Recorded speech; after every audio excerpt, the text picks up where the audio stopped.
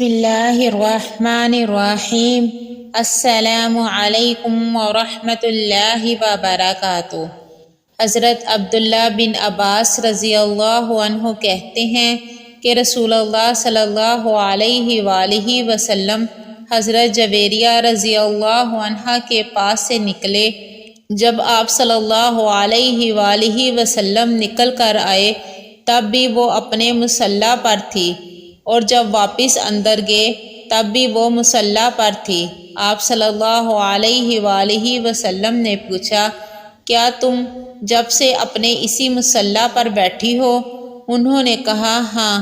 آپ صلی اللہ علیہ وآلہ وسلم نے فرمایا، میں نے تمہارے پاس سے نکل کر 3 مرتبہ 4 کلمات کہے ہیں، اگر ان کا وزن ان کلمات سے کیا جائے جو تم نے اتنی دیر میں کہے ہیں تو وہ ان پر باری ہوں گے۔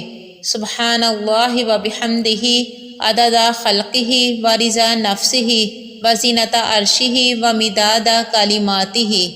میں پاکی بیان کرتا ہوں اللہ کی اور اس کی تعریف کرتا ہوں، اس کی مخلوق کی تعداد کے برابر، اس کی مرضی کے مطابق، اس کے عرش کے وزن اور اس کے کلمات کی سیاہی کے برابر۔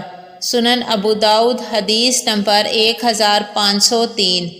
حضرت معاذ رضی اللہ عنہ کہتے ہیں کہ رسول اللہ صلی اللہ علیہ وآلہ وسلم نے فرمایا، جس نے اپنا غصہ پی لیا حالانکہ وہ اسے نافذ کرنے پر قادر تھا، تو قیامت کے دن اللہ تعالیٰ اسے سب لوگوں کے سامنے بلائے گا، یہاں تک کہ اسے اللہ تعالیٰ اختیار دے گا کہ وہ بڑی آنکھ والی حوروں میں سے جسے چاہے چن لے۔